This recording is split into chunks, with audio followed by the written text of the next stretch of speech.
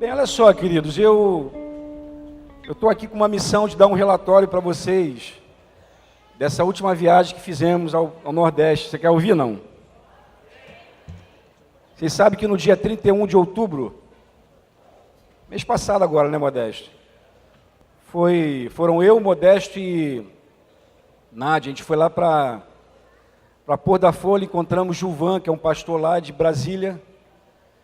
E a nossa missão era passar em Pôr da Folha também, pegar alguns irmãos lá para que a gente pudesse ir mais para dentro do sertão, cerca de 550 quilômetros mais ou menos, depois de Petrolina, depois de Pôr da Folha, né, Modesto?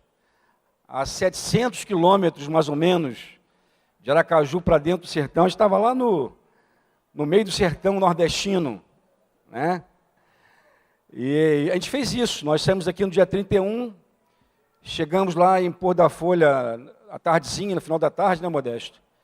Passamos lá aquele dia, outro dia, enfim, ali mobilizando, pensando no que ia levar, até porque Petrolina, a gente tem alguns irmãos lá, mas são poucos irmãos, e a gente precisava levar todo aquilo que a gente fosse usar lá, a gente precisava levar. Aí nós alugamos um micro-ônibus para que a gente pudesse cortar ali o Nordeste, né, no meio daquela seca, que só quem já passou por lá sabe como é que é. E assim fizemos. Saímos lá na quinta-feira pela manhã bem cedo, fomos nesse micro-ônibus e fomos também com um carro para que pudesse nos atender lá em Petrolina, né? Porque Petrolina é uma cidade muito grande, não sei se você sabe, se alguém já fez algum tipo de pesquisa, mas Petrolina é uma cidade que está ali em Pernambuco, ao sul de Pernambuco, né? Mais para o lado esquerdo, para dentro do sertão, e que faz fronteira ali, divisa com a Bahia, com uma cidade chamada Juazeiro da Bahia. Então você atravessa uma ponte curta, né? Uma ponte que deve ter 100 metros, né, Modesto? E aqui você está em Pernambuco, você atravessa uma ponte, você está na Bahia. E é uma cidade, são duas cidades que se relacionam entre si, né? Porque o comércio que acontece, né, ali entre elas. E é muito interessante, uma cidade grande, muito grande, com mais de 300 mil pessoas, pelo menos é isso que diz as pesquisas aí, que eu fiz, né? Mas uma cidade que tem quase tudo, muito diferente de Pôr da Folha, que tem 27 mil. Quando a gente chegou lá tinha 27 mil, agora deve ter um pouquinho mais, né, Modesto? Deve estar beirando os 30 mil pessoas Pôr da Folha. Isso toda Pôr da Folha, né? Porque quem já foi lá sabe mais ou menos o que eu estou te dizendo, porque como Pôr da Folha é uma cidade grande em termos de território, eles se espalham muito. Então tem um centro de Pôr da Folha, que é onde a gente está, ali não sei se deve ter umas 15 mil pessoas, tem ideia, Modesto? Mais ou menos isso, umas 15 mil, e o restante está espalhado ali em vários lugarejos, e, enfim, e bairros e lagoas, que eu não entendo até hoje porque que se chama lagoa, né, Modesto? É Lagoa Seca, Lagoa Salgada, Poço Redondo, e só lugar que não tem água. Eu não sei se isso aí é um desejo, é uma profecia, um anseio, mas é lugar seco, mas com tudo nome de água, né, Modesto? É assim. E Petrolina não tem nada, você sabe disso, quer dizer, tem gente que nós amamos, que Jesus ama, mas não tem nada que diz respeito a essas coisas que as cidades grandes têm. Não tem cinema, não tem teatro, não tem um supermercado, e shopping nem se fala. Oi? Pôr da Folha. Eu estou falando de Pôr da Folha, que é pequena. E não tem nada, só tem pessoas, lá tem muita gente necessitada, né, Modesto? Tem jegue, tem cabra, tem ovelha. Mas Petrolina não, Petrolina é uma cidade muito grande, uma cidade assim, com toda a característica de uma... Não chega a ser uma grande metrópole como o Rio de Janeiro, né? São Paulo, Belo Horizonte, mas mais de 300 mil pessoas é uma cidade, né, considerável, principalmente para o sertão, né, que essas cidades são pequenas. Itabi, que é uma cidadezinha ao lado de Pôr da Folha, tinha menos de 5 mil pessoas, só para você ter ideia. E Campo Grande, se eu não me engano, só o bairro de Campo Grande, onde eu morei por muitos anos, tem mais de 200 mil pessoas, se eu não me engano. Só Campo Grande, só para você ter ideia.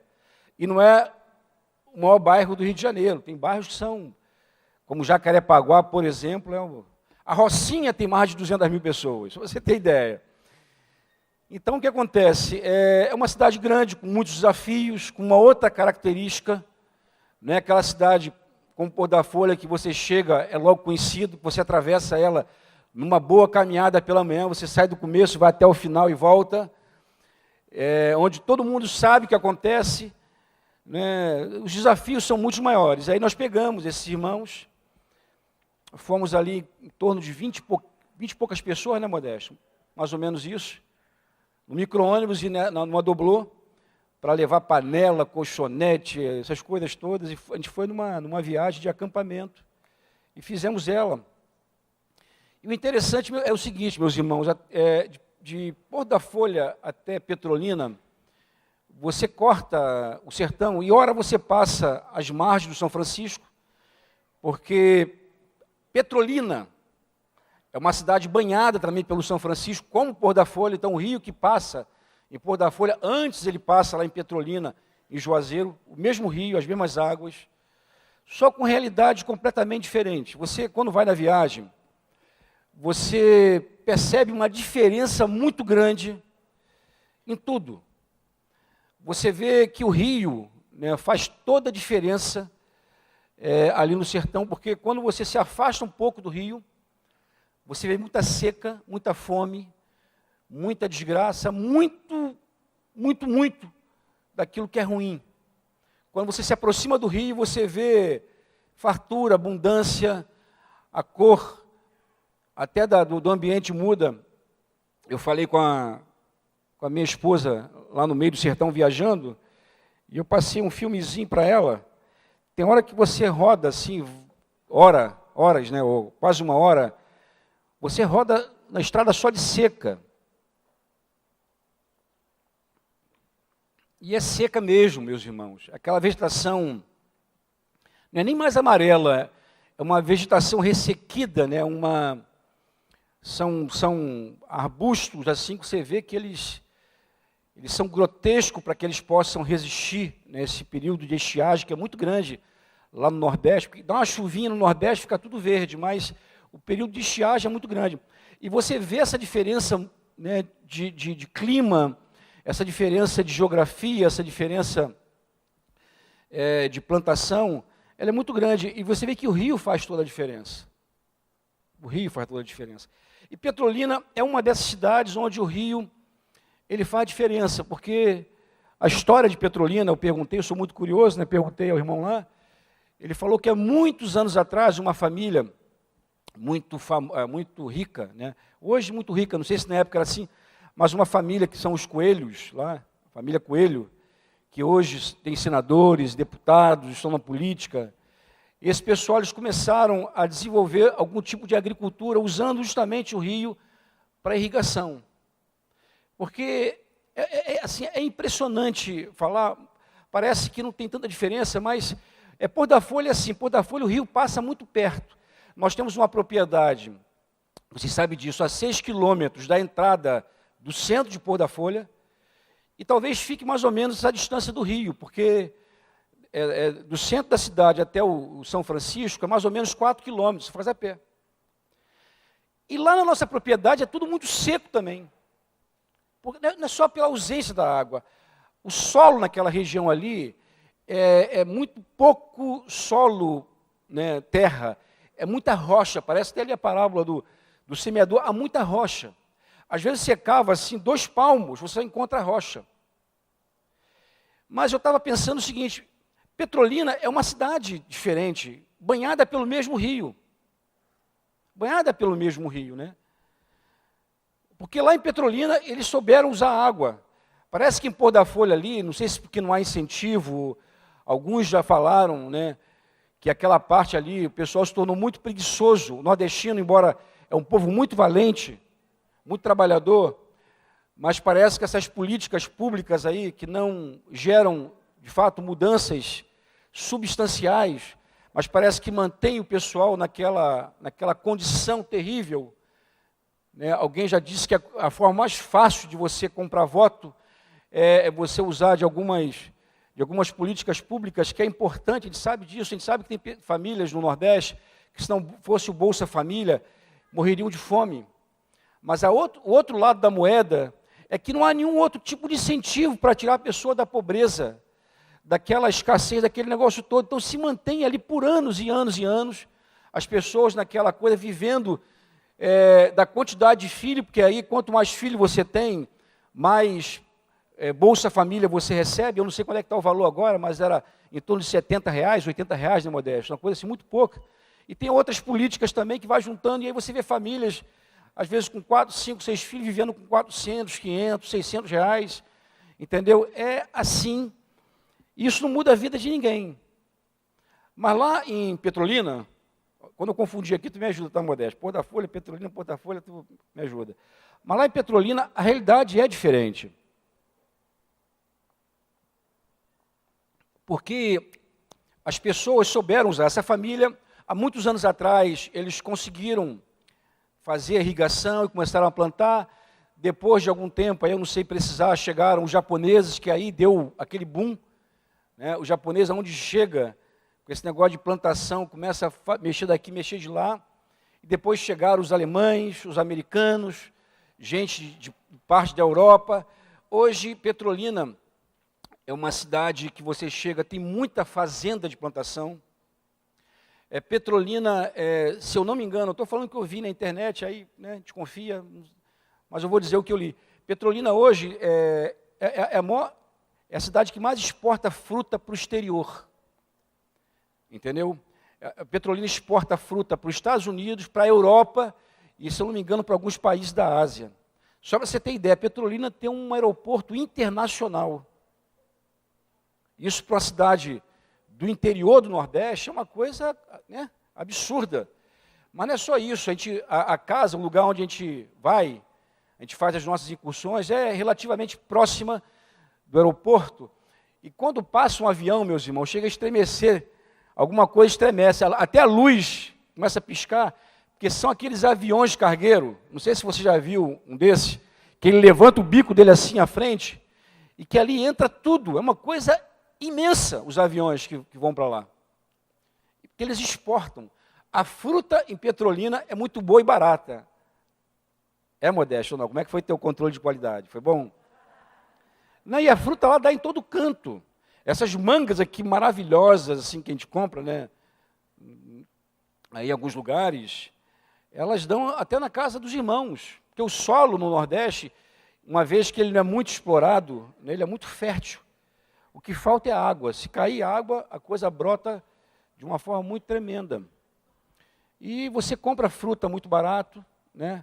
Júnior Paulino, a primeira vez que foi comigo, quase que ficou doido dentro do carro, porque a gente passou numa cidade, antes de Petrolina, como é que é o nome do modelo daquela cidade? Não, não é Petrolândia não, Petrolândia. Tem Petrolândia também. Mas é uma cidade, só para vocês terem ideia, eles plantam muita uva, porque não é só... Petrolina planta, Juazeiro também, algumas cidades ali. E eles plantam muita uva. E eu fiquei assustado, assim, porque essa cidade, eles são considerados, eles fabricam vinho, lá no meio do Nordeste, é muito famosa. Os vinhos são bons. E quando a gente passou lá, na outra viagem que eu fiz com o Júnior Paulino, eles vendem fruta, né, principalmente uva na beira da estrada, e nós compramos, mais ou menos ali, tinha mais ou menos 1 quilo de uva, Júnior. A gente pagou R$2,50, R$2. Mas aquela uva sem caroço, sabe qual é? Aquela que é mais cara aqui no Hortifruti, que custa 14, 15, 16 reais. R$2. Nós compramos uma caixa imensa de uva por R$60, que nós comemos uva aos 4 dias, né, naquele lugar. É bom, as frutas lá, eles plantam manga, plantam uva, plantam melancia, melão, estão plantando agora maçã, né, plantam, o que mais, Modesto? Coco tem, abalde. Oi? Não, caju tem, caju já é uma planta, né, árvore, mas eles plantam banana também, plantam muita coisa, e a fruta é muito boa, muito doce, muito boa. Isso me deixou assim muito impactado, entendeu? Porque você vê que há uma diferença muito grande, né? Isso acaba, de alguma forma, se refletindo na qualidade de vida das pessoas. Isso acaba se refletindo também assim, na degradação das pessoas, porque aonde não se tem recurso, tudo acontece, né? Tudo acontece de ruim. Assim como o Pôr da Folha, que não há nenhuma possibilidade, embora é até uma cidadezinha melhor, mas você vê que as moças, elas não se valorizam, não conhecem o seu valor, se entregam a qualquer um, e há muita prostituição, há muito abuso sexual, há muita violência, há muita loucura, há muito de tudo que é ruim, entendeu? Embora um povo lindo, receptivo, hospitaleiro, né, nós cortamos cidades onde a droga é muito forte, passamos por uma cidade chamada... Pô, Modesto, não me ajuda nem um pouco, né, cara? Crabrobó. Meu Deus, que palavra difícil, quase se enrola a língua. Crabobó. Cabrobró. Até falei Cabrobró. Você conhece? Você conhece, não? Cabrobró? Não. Já ouviu falar? Já teve lá? Não. Já teve lá? Cabrobró. Diz que essa cidade, ela é uma cidade que é a entrada das drogas lá no sertão nordestino. Eu não sei por que ainda, alguém mencionou isso. E é um lugar, uma região muito perigosa, onde a gente viaja cerca de 1h30 no meio do sertão, muito deserto, e sem nada, entendeu? Então ali tem muito assalto, há muita coisa de ruim. Mas o que acontece? Quando a gente chegou em Petrolina, foi muito bom, né, estar ali com os irmãos, porque é impressionante, meus irmãos, como as coisas começam a acontecer. É impressionante. Mas antes disso, deixa eu falar uma coisa contigo. Quando eu estava viajando no meio do sertão, eu estava meditando em tudo aquilo ali, né? Porque Deus fala conosco de muitas formas e maneiras. Quando eu vi que, na verdade, a água é o grande divisor, né, no Nordeste, porque aonde tem água, a vida, a prosperidade, eu fiquei pensando em nós, sabe? Eu fiquei pensando em nós, porque quando eu estou aqui entre vocês, quando eu estou aqui no Rio de Janeiro, quando eu estou no meio dos meus irmãos, eu vejo assim uma abundância, uma fartura muito grande. Sabe, parece até a diferença que há entre Petrolina e Pôr da Folha, ou aquelas cidades, né, que é pior do que Pôr da Folha. Eu vejo uma abundância muito grande. Por exemplo, estou aqui da frente, eu olho a vida de alguns de vocês que eu conheço. Eu não conheço todos assim, né? Não conheço todos de perto, mas eu conheço a vida de várias pessoas aqui. Porque participei, a gente já está nessa história, né? A gente já está nessa viagem há muitos anos, né? Muitos anos, né? Alguns de nós nem tinha filhos, e já estamos envelhecendo. E eu conheço a história de muitos de vocês, histórias tremendas, histórias espetaculares que falam de milagres de Deus, de como Deus alcançou, como é que Deus fez as coisas. Isso me fez pensar, durante essa viagem, de olhar e ver, por exemplo, que a maior carência que tem no Nordeste não é da água, mas é justamente daquilo que Deus depositou em nós, na tua vida. Porque a semelhança, meus irmãos, da diferença que a água faz na vida de alguém, numa cidade, isso também fala daquilo que Deus depositou em nós. Eu não sei se você consegue entender isso. Porque no Nordeste, aonde a água chega, faz diferença. Porque não é só o rio. Nós passamos na transposição do São Francisco. Eu não sei se você já ouviu falar sobre isso. No governo passado, eles fizeram uma transposição. O que é isso? Eles pegaram a água do São Francisco e eles tiveram que elevar em algum nível, né? Porque eles tiveram que nivelar essa água e jogar ela do São Francisco como um córrego. Você vê, eles construíram como se fosse um rio, um grande córrego, e ora você passa por cima dele, ora você passa por baixo da transposição, porque eles estão deslocando água para onde não tem. Porque a realidade é, aonde a água chega, a vida também chega. Aonde a água não chega, não há vida. Não há nada. Só há desgraça. E eu fico pensando, porque de alguma forma, né, de certa forma, numa analogia, a presença de Deus é como a água. A palavra de Deus é como água. Amém?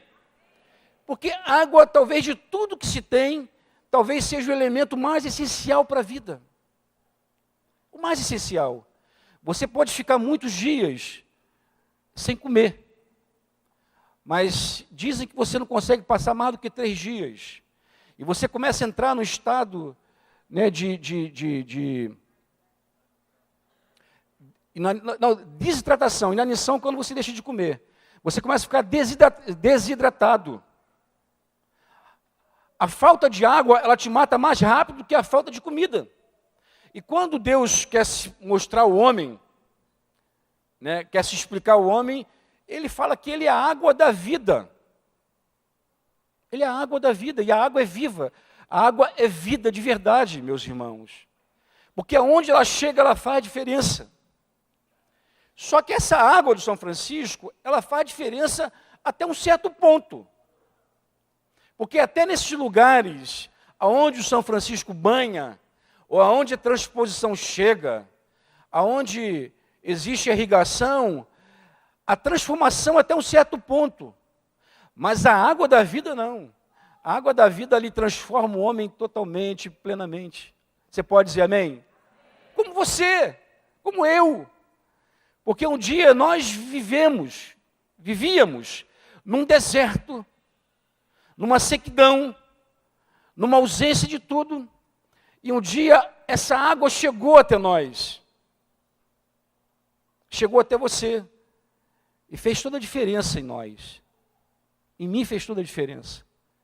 Eu não estaria aqui falando com vocês hoje se essa água não tivesse me alcançado. Mas tem um detalhe, queridos. Para essa água alcançar alguém, ela precisa de um canal. Ela precisa que alguém leve isso, que a água não chega sem que haja um canal. E eu queria falar um pouquinho sobre isso com vocês e voltar nos relatórios. Vocês me permitem fazer isso, não? Então abre tua Bíblia em 2 Coríntios, capítulo 18 a 21. Porque eu vou falar uma coisa com vocês, amados. Tem muita coisa que qualquer pessoa pode fazer, mas tem coisas que só nós podemos fazer.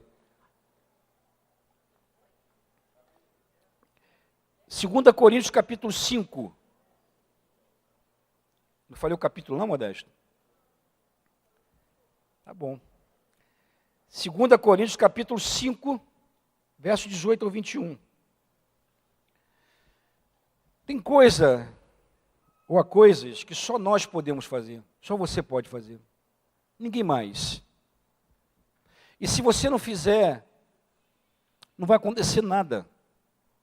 Eu já disse aqui para vocês algumas vezes que, embora Deus é poderoso, embora Deus tenha prometido várias promessas acerca de várias coisas, mas eu já disse para vocês que as promessas de Deus, elas não são automáticas.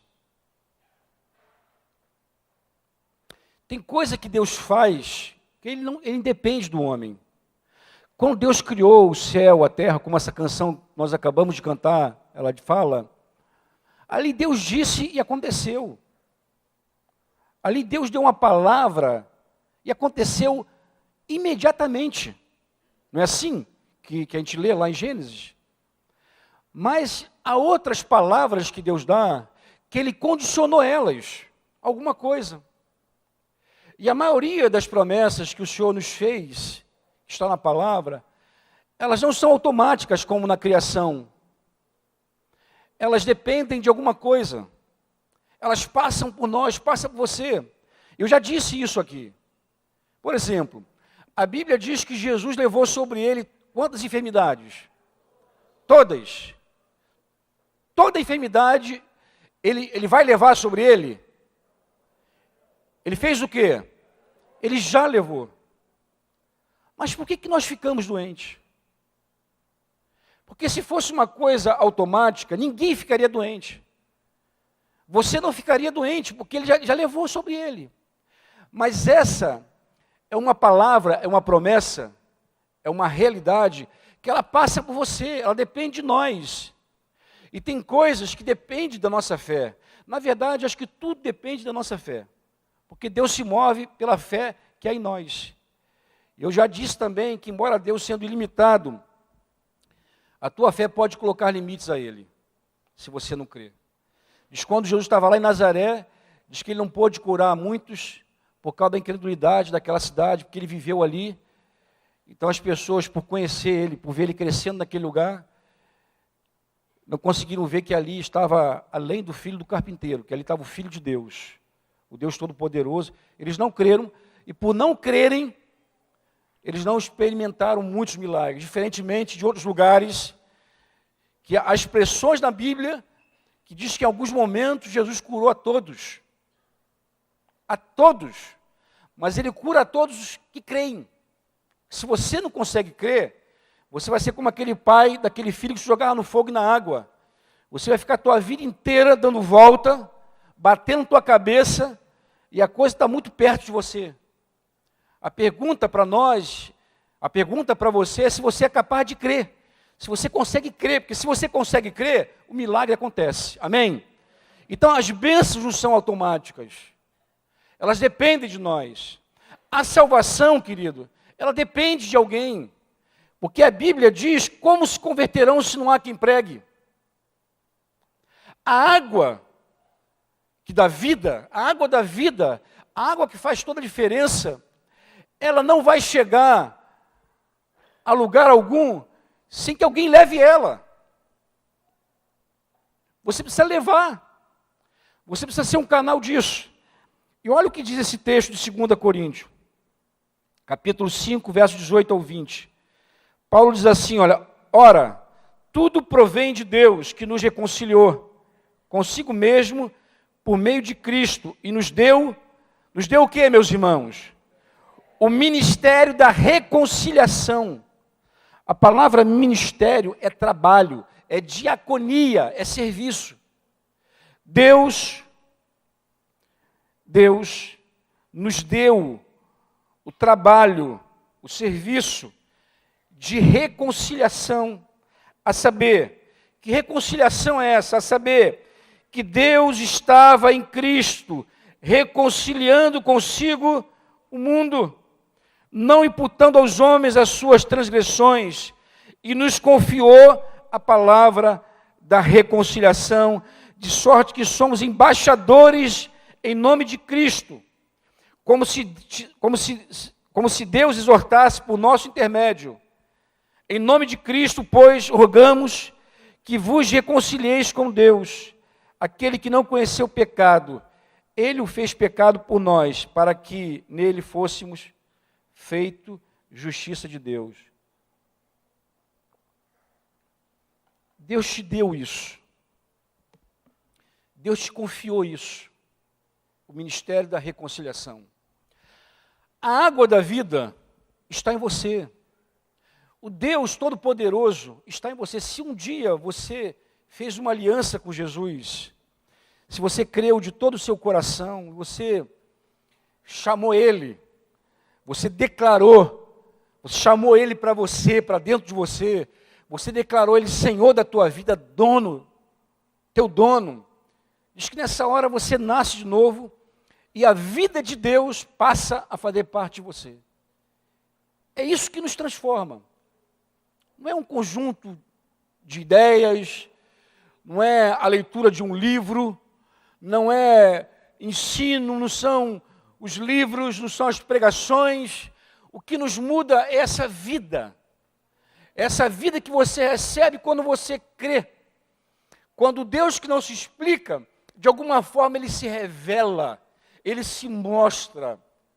E Deus se revela, meus irmãos, em meio à palavra, em meio à pregação. Quando você ouve a palavra, e aí, juntamente com a fé, nessa hora você é revelado. É uma coisa tão impressionante que não se explica também. Não é só Deus que não se explica. Eu não consigo explicar para você o novo nascimento.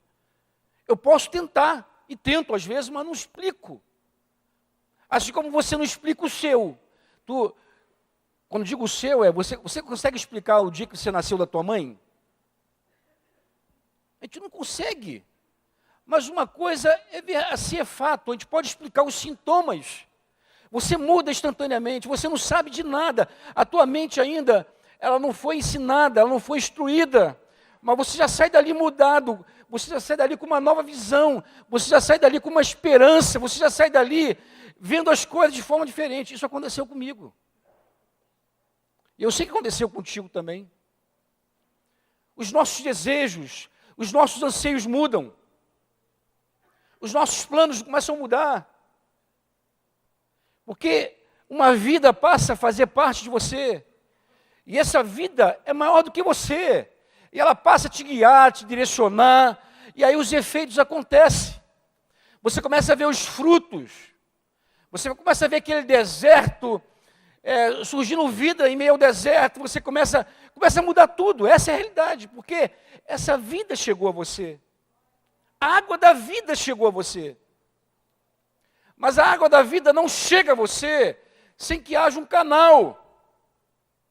Sem que alguém fale, sem que alguém ore, sem que alguém te visite, sem que alguém se coloque nas mãos de Deus.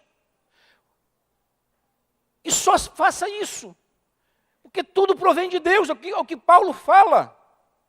Tudo provém de Deus, meus irmãos. Tudo provém de Deus.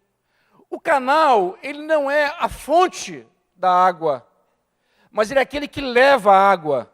É aquele que conduz, é o condutor. A fonte está lá atrás, mas ele leva. E nós somos o canal de Deus. E essa fonte está em nós, está dentro de nós. É um rio que corre de dentro para fora, não é assim que a Bíblia diz? É um rio que corre de dentro para fora. E isso está em nós, isso está em você. Eu estou dizendo que às vezes a gente vive com uma consciência de que nós não temos nada. E é verdade, você não tem nada. Você é só um canal. Sabe o que é um canal? Um cano. Um cano. Um cano, o que é um cano, meus irmãos? É um cano. Não é que se explica, né? É um cano. Mas ele fica só posicionado, não é assim? E a água flui. E para onde ele direcionar, a água vai. É isso que Deus espera de nós. Eu estou dizendo porque às vezes a gente fica com uma falsa ideia que tem que se preparar, que tem que não sei o quê. Meus irmãos, você nasceu de novo. Você tem comunhão com Ele, porque isso é importante, porque não é só nascer. É claro que essa fonte tem que permanecer jorrando. Você tem que permanecer crendo, né? Então a gente vai bebendo e vai fluindo. Você vai bebendo e você vai fluindo. Mas deixa eu dizer uma coisa para você, olha, você não tem ideia do poder que é em você. Porque é impressionante, meus irmãos, e eu não sou diferente de você, muito menos modesto, ou qualquer outro irmão, é impressionante como é que as coisas começam a acontecer quando a gente chega em algum lugar. É impressionante. E eu vou dizer uma coisa para vocês, cada viagem que eu faço essas viagens da maior luta. Porque eu sei que eu não sou nada. E eu sei que se Deus não fluir, a gente não vai conseguir fazer absolutamente nada, mas é impressionante. Quando a gente faz, quando a gente vai, como as coisas começam a acontecer, os milagres acontecem. Os milagres acontecem até por causa da palavra. Quer ver? Abre tua Bíblia em Marcos capítulo 16. Olha que o Senhor falou. Eu sei que todo discípulo de Jesus, ele tem um desejo de ser usado, de ser um canal para a vida de alguém. Porque é impressionante, meus irmãos, é impressionante isso. É impressionante você ver Deus tocando em alguém. É impressionante você ver um casal, como tem lá em Petrolina, que eles estavam destruídos. Destruídos. E como o evangelho do reino chegou a eles e mudou a vida deles. Há 5 meses atrás, eles estavam destruídos. Há 4 meses atrás. Mas o evangelho do reino chegou a esse casal em 4 meses. E a moça, a menina, ela falou que ela está vivendo agora no casamento dela, o que ela não viveu todos os anos atrás. E isso é verdade. Mas não é só isso não, tem gente morrendo sem esperança alguma. Tem gente se matando, se suicidando. Isso acontece também lá no sertão. Mas é impressionante, quando a gente chega, as coisas começam a mudar e não mudam por nossa causa. Muda por causa da água da vida. Marcos capítulo 16, do verso 14 ao 18, as últimas palavras de Jesus, registradas por Marcos, dizem assim: finalmente apareceu Jesus aos 11. Aos 11, porque Judas havia morrido, né? Aquela história que vocês sabem. Finalmente apareceu Jesus aos 11, quando estavam à mesa, e censurou-lhes a incredulidade e dureza de coração, porque não deram crédito aos que tinham visto, aos que o tinham visto e ressuscitado. Deixa eu só parar aqui e te falar uma coisa. Alguém acha que a missão, que a obra de Deus é feita por homens especiais, por super-homens? Mas quando você lê as Escrituras, meus irmãos, dos homens que se moveram, os heróis da fé, eram homens que tinham falha. Eram homens como eu e você. Eram homens que, sujeitos às mesmas paixões, aos mesmos dramas. Era gente que tinha sogra. Tinha tudo.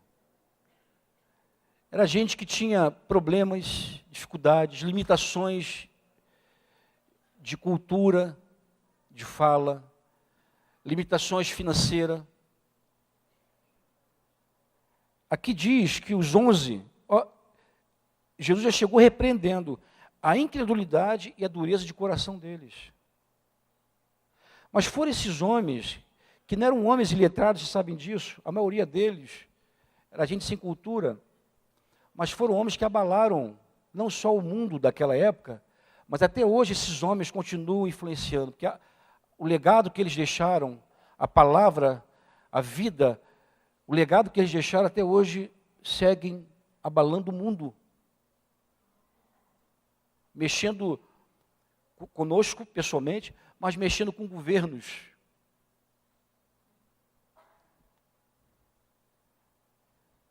E disse-lhes, olha o que Jesus falou aos homens que ele havia acabado de repreender de incredulidade e dureza de coração. Ide por todo o mundo e pregai o evangelho a toda criatura. Ele não falou aos intelectuais, nem a casta sacerdotal. Ele falou a gente pequena e gente cheia de defeito. Ide por todo o mundo e pregai o evangelho a toda criatura. Quem crer e for batizado será salvo. Quem, porém, não crer será condenado. Esses sinais hão de acompanhar aqueles que creem. Em meu nome expelirão demônio, falarão novas línguas, pegarão em serpentes, e se alguma coisa mortífera beberem, não lhes fará mal. Se impuserem as mãos sobre os enfermos, eles ficarão curados. Olha, lembra que eu falei com vocês sobre as bênçãos que não são automáticas? Lembra que eu falei? Aqui está cheio delas, ó. Aqui está cheio delas. Quem crê, né, será salvo. Fala que os sinais seguirão os que creem. Diz que se nós impusermos as mãos sobre os enfermos, eles serão curados.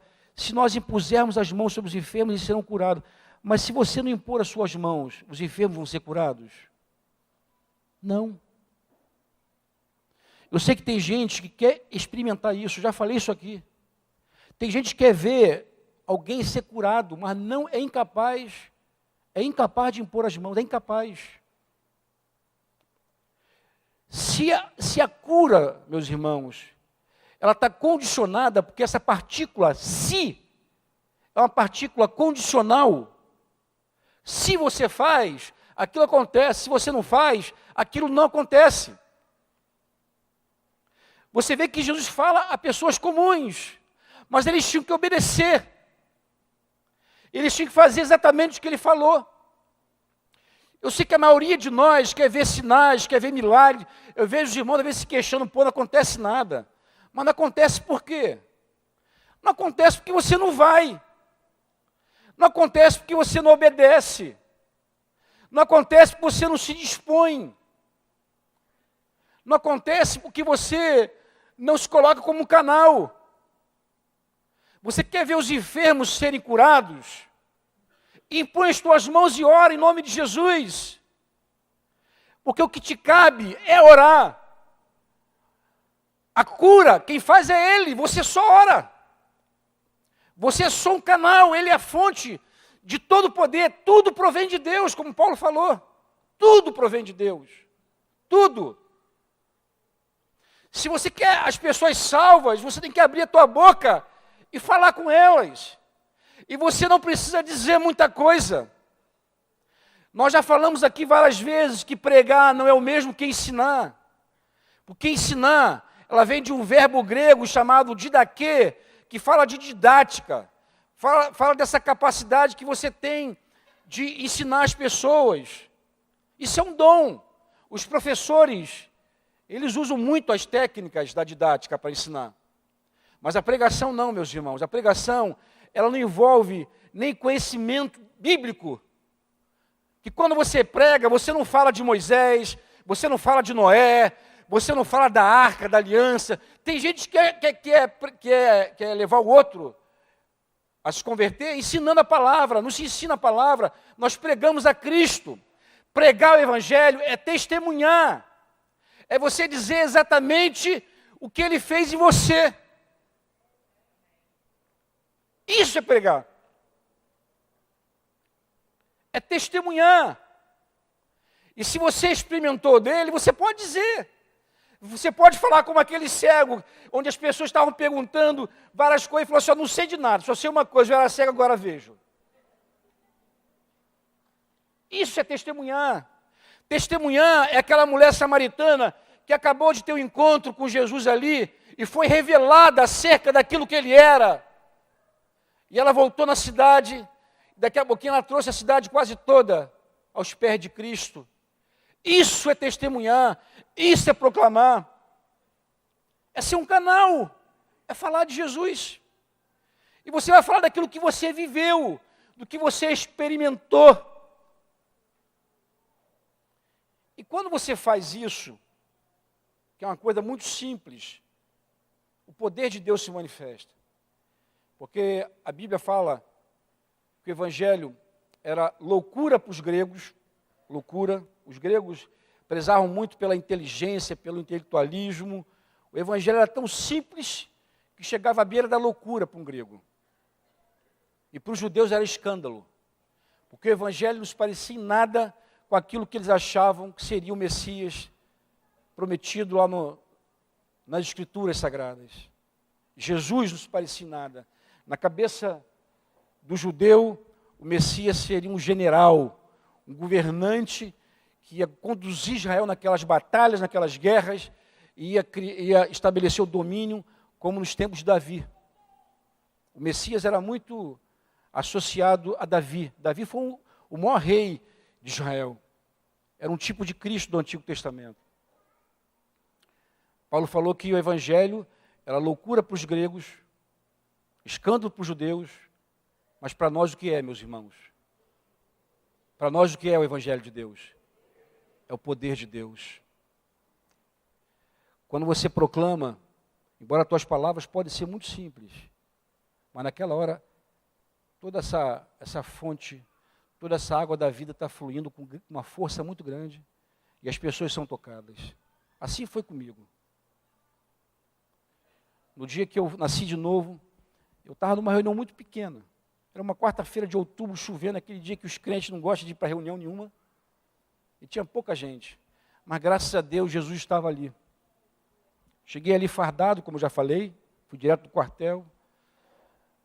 Queria só pagar uma dívida com um colega meu, que havia prometido ele que eu iria lá para aquela reunião. Queria o cara não ficar mais em cima de mim, embora estava detonado, como eu falei com vocês, pensando em me matar, aquela coisa toda. Cheguei lá dentro, já olhei algumas irmãzinhas que estavam lá, porque era uma reunião pequena, mas tinha algumas irmãzinhas, eu olhei e falei, pô, o negócio aqui é bom. Mas eu não sabia que Deus estava fazendo uma armadilha de amor, e naquele dia Ele me alcançou, nasci de novo, meus irmãos, eu saí dali totalmente transformado. Uma reunião muito simples, mas Jesus estava ali. Jesus está em nós, Jesus está em você. Ele está em você. E ele quer fluir. Essa água quer fluir, essa fonte quer romper. Ela quer tocar a tua parentela, ela quer tocar os teus vizinhos, ela quer tocar por onde você for. Essa fonte vai contigo. E se você abrir a tua boca e você deixar ela sair, ela vai tocar. Lá em Petrolina aconteceu vários sinais. A gente batizou gente, né, Modesto? Mas no último dia a gente teve um encontro assim diferente, porque a gente resolveu partir o pão com os irmãos ali.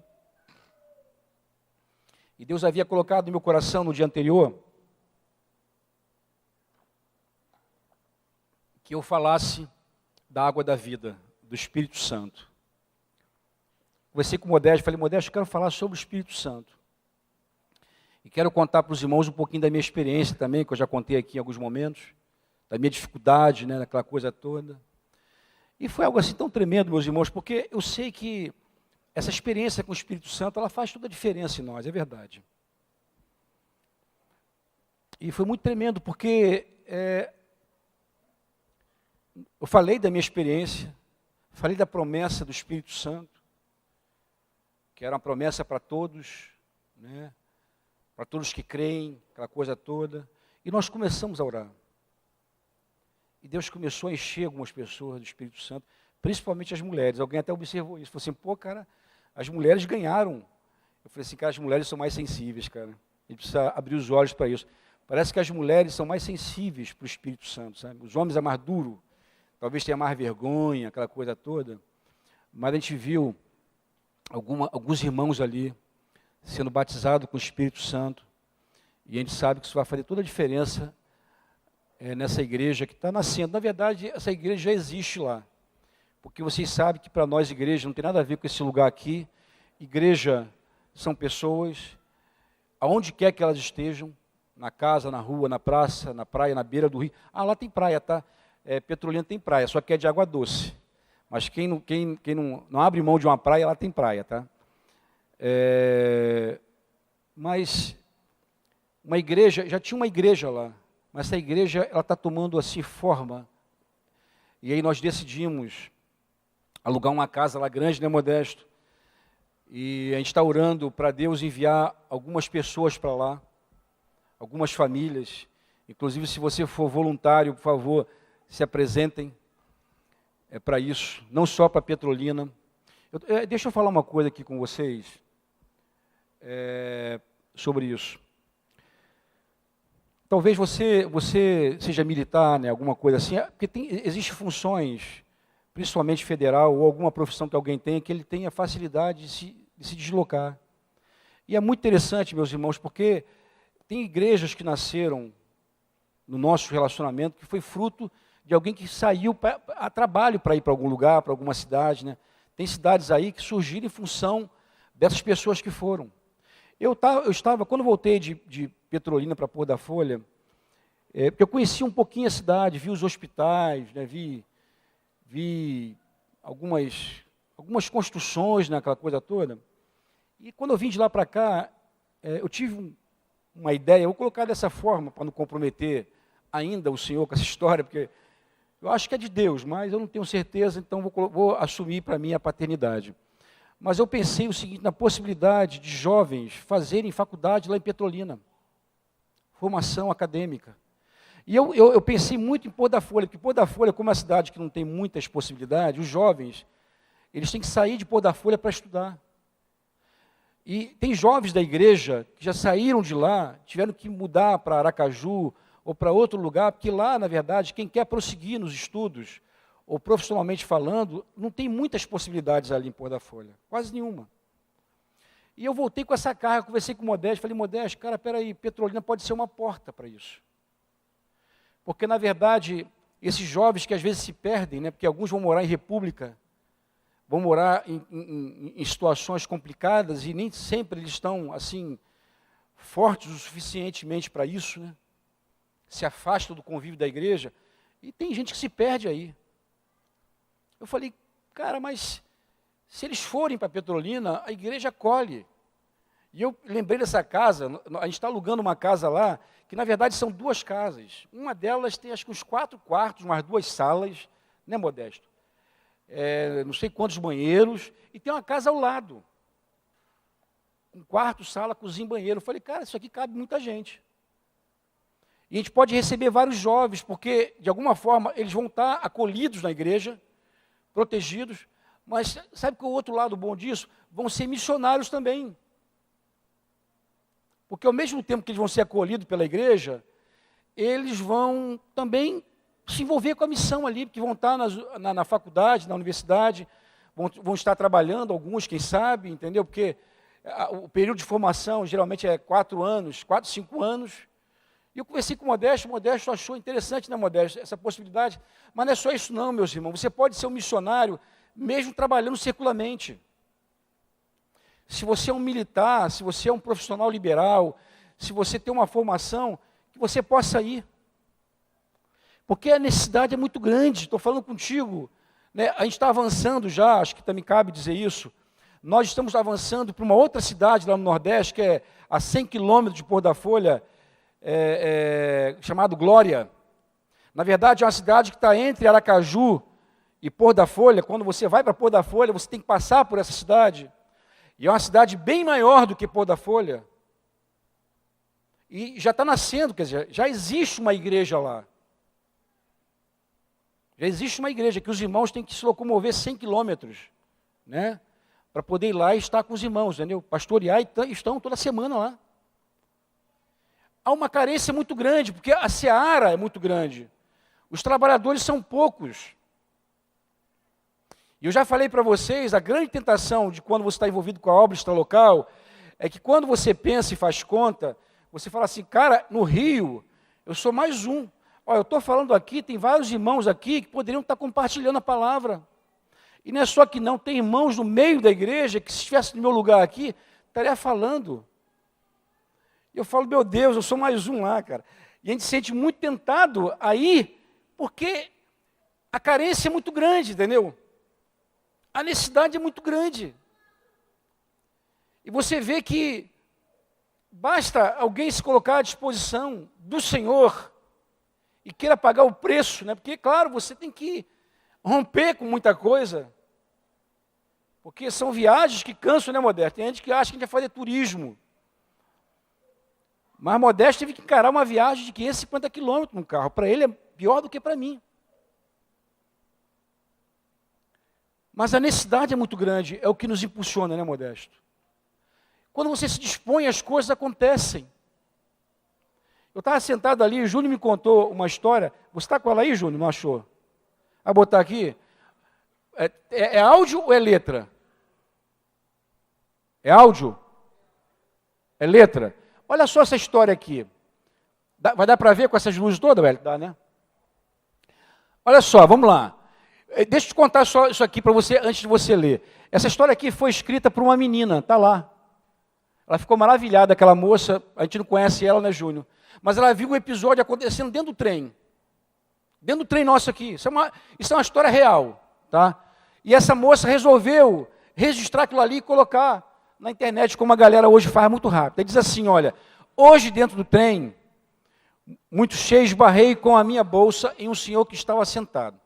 Ele pediu que eu afastasse a bolsa porque ele estava com muita dor no ombro devido a uma bursite. Um jovem ao meu lado se virou para o Senhor e disse, eu sou discípulo de Jesus. E ele me manda colocar a minha mão em ti para lhe conceder a cura da tua enfermidade. O senhor me permite, ele fez a pergunta, o senhor me permite colocar a mão sobre o seu ombro? O senhor lhe respondeu que sim, e com um simples gesto balançando sua cabeça.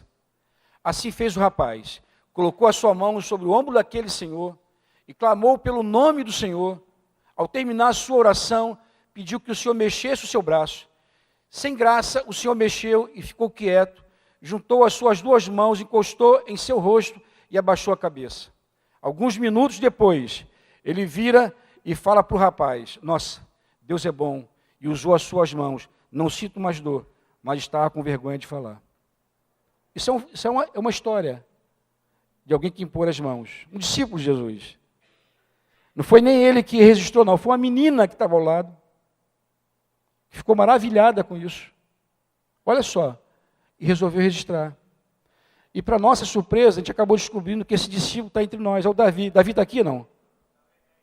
Davi está fazendo Enem. Davi, filho de Eliana, Oi? Ele está estudando para... Na verdade, ele já está lá na... Já está estudando, acho que não sei se ele está na UERJ ou na UFRJ. Cadê Vanderlei? Vanderlei Eliana, está aqui não? Acho que eu vi Vanderlei, será que foi uma visão?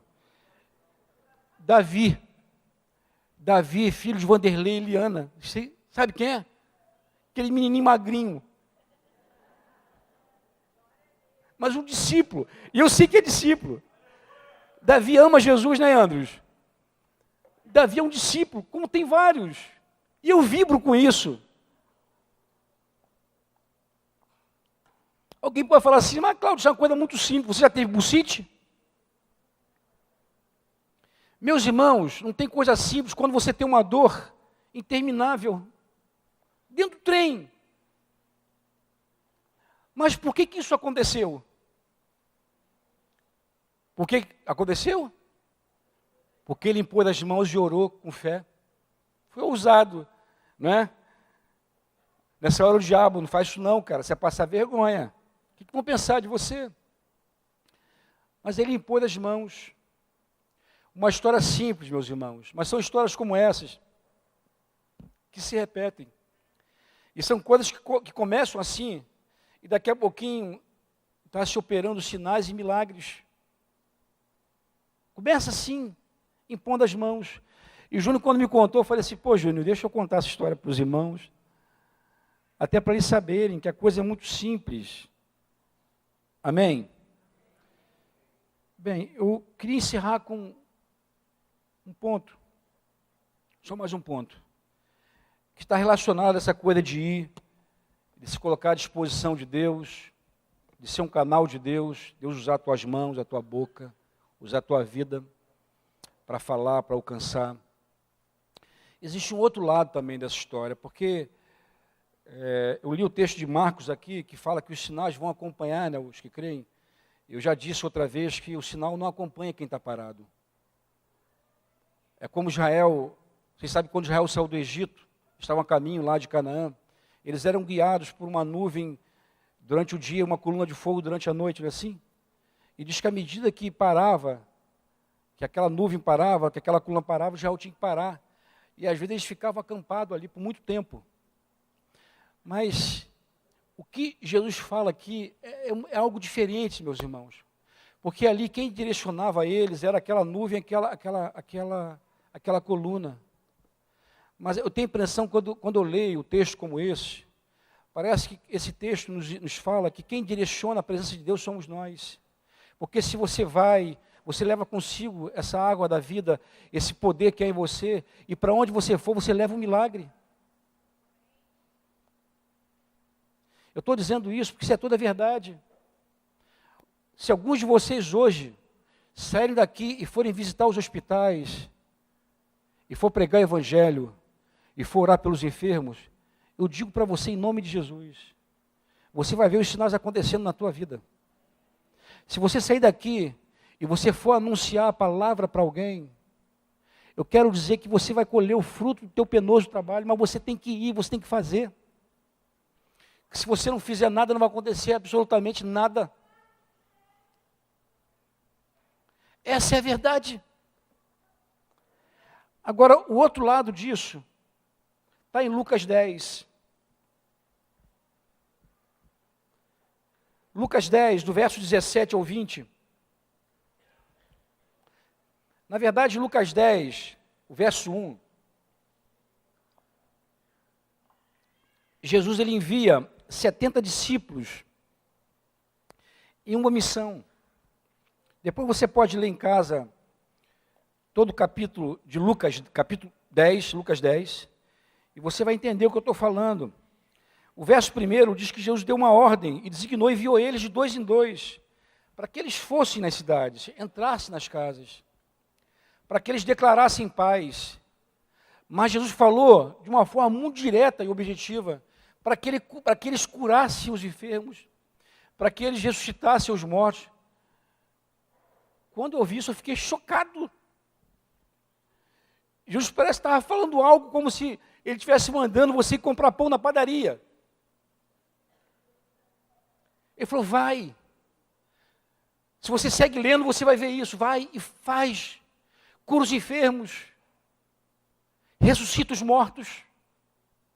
Declara paz sobre a casa. Se a casa não receber, ela volta para você. E sabe o que é impressionante, meus irmãos, disso tudo? Eles acreditaram. E foram. Eles acreditaram e foram.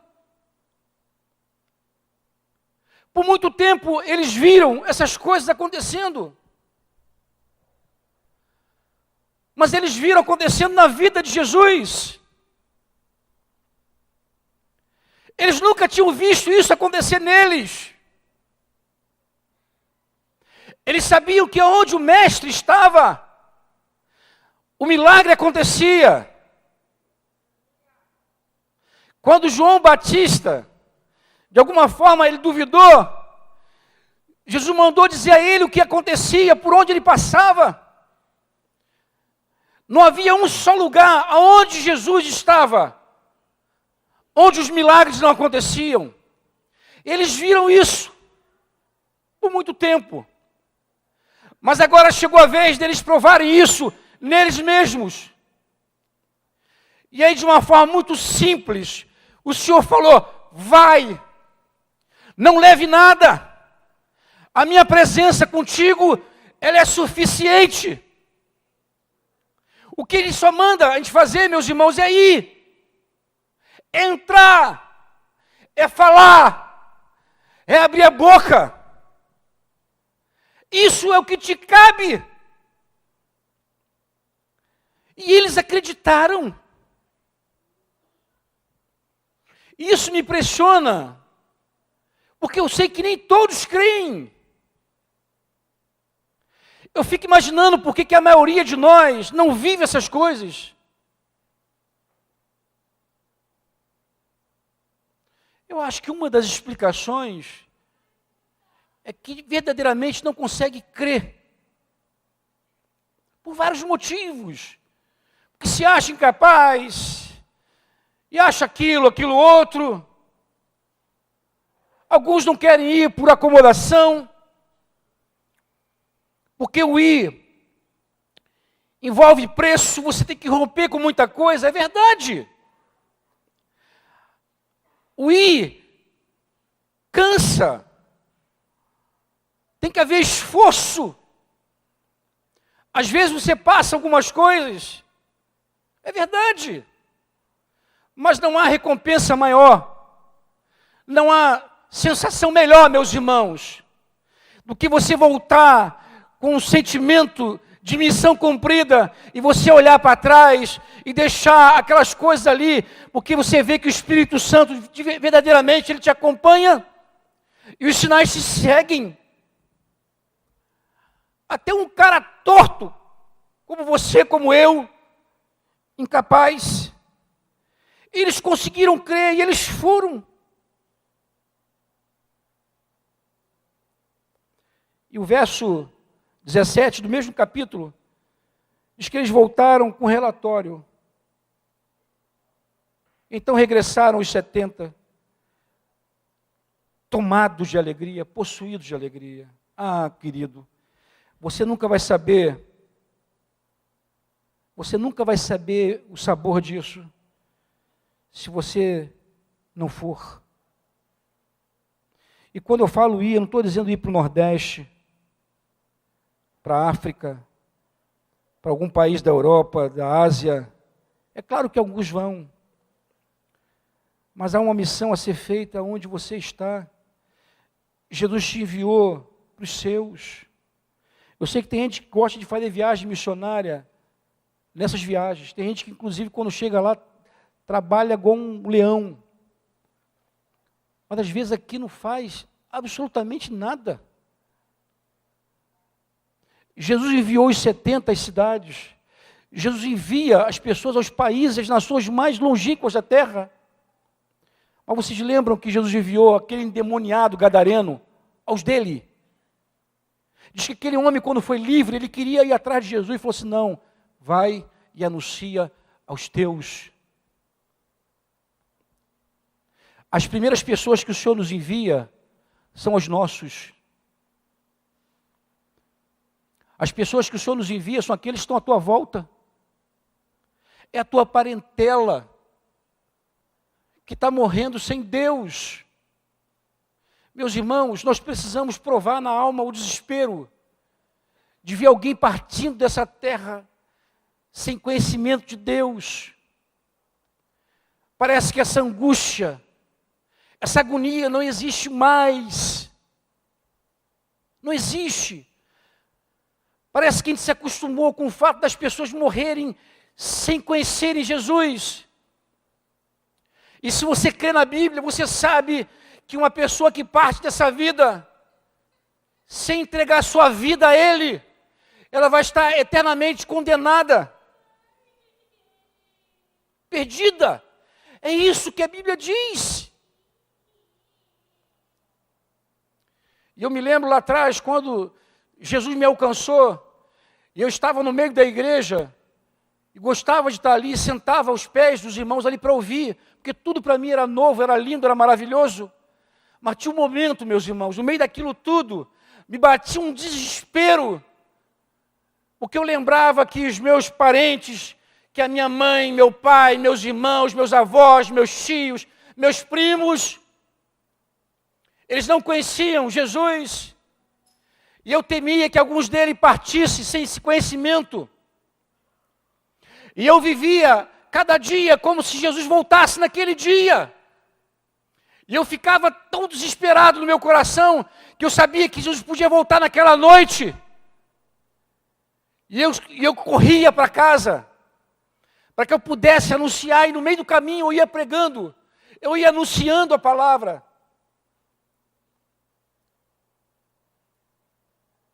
E eu fico pensando, por que às vezes a gente se conforma? E eu me lembro quando eu chegava em casa, havia uma notícia de alguém que tivesse morrido no meu bairro, eu me sentia culpado. Isso me gerava um peso. Porque alguém morreu sem Deus. Para muitas coisas nessa vida, meus irmãos, tem uma segunda chance. Para muitas coisas nessa vida existe como restaurar. Mas uma vez que a pessoa morre, o texto de Hebreus diz que o homem está destinado a morrer uma única vez. Após isso, segue-se o juízo. Hebreus fala sobre isso. E eu fico pensando, esse desespero já não há mais em nós. Por que não há? Será que nós deixamos de crer? Será que nós deixamos de crer no que está escrito? Porque, meus irmãos, eu tremo só de pensar que nesse exato momento que nós estamos aqui, tem gente sendo atormentada no inferno. Ou você não crê mais nisso? E o pior de tudo é sem volta, porque não há como sair de lá. É o que a Bíblia diz. Se você crê em Jesus e crê na Bíblia, você vai crer no que eu estou dizendo. Não há mais esse desespero. Na verdade, hoje, o desespero que existe, e de vez em quando eu ouço. De vez em quando a gente está no presbitério, está conversando, aí vem a notícia que fulano não está bem, está desanimado. Beltrano está empurrando. Os filhos estão desistindo. É verdade. Paulo fala que os últimos dias seriam trabalhosos. Jesus falou que nos últimos dias o amor de quase todos se esfriaria. É verdade. Mas você não precisa estar assim.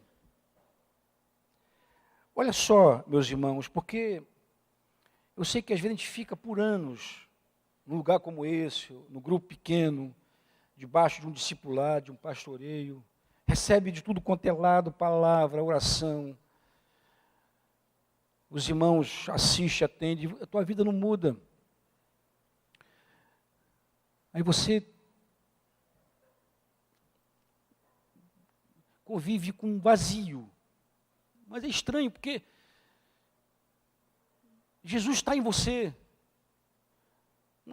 Parece que é uma tristeza interminável, mas eu sei que tristeza é essa. Para mim, essa tristeza é do Espírito Santo, meus irmãos. Porque se tem uma coisa que alegra o Espírito Santo, é quando um pecador se arrepende.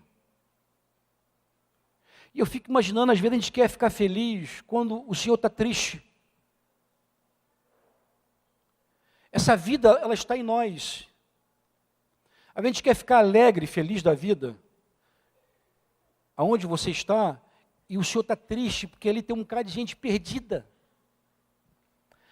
E Deus não se alegra quando Ele vê gente perdida.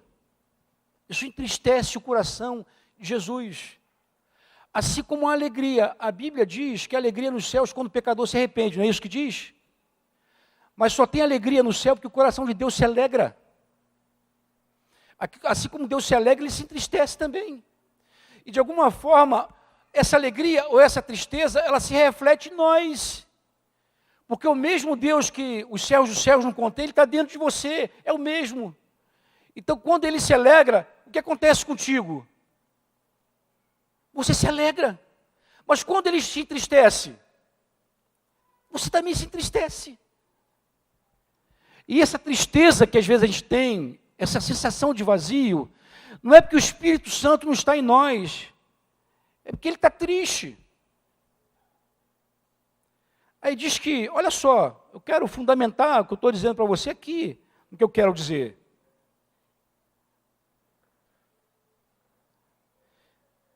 Diz que quando eles voltaram, então regressaram os 70 possuídos de alegria, dizendo, Senhor, os próprios demônios se nos submetem pelo teu nome.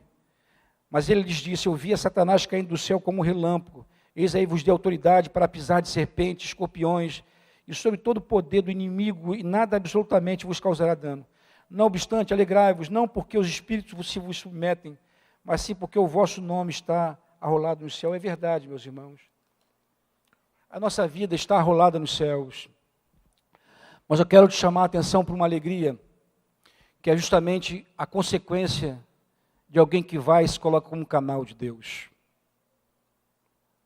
Quando você vê alguém sendo alcançado, mesmo através de uma pessoa imperfeita como você, isso alegra o teu coração, porque isso alegra o coração de Deus. E eu penso que parte da alegria que falta no coração dos irmãos é porque de verdade eles não têm se envolvido como deveriam com a missão de Jesus. Porque você pode se envolver com essa missão aonde você estiver. E ali, exatamente ali que Deus quer que você se envolva. Ali. Você não precisa fazer uma viagem ao Nordeste, a Petrolina, embora se você quiser fazer, você pode fazer. A última que Modesto foi, alguns irmãos aqui foram.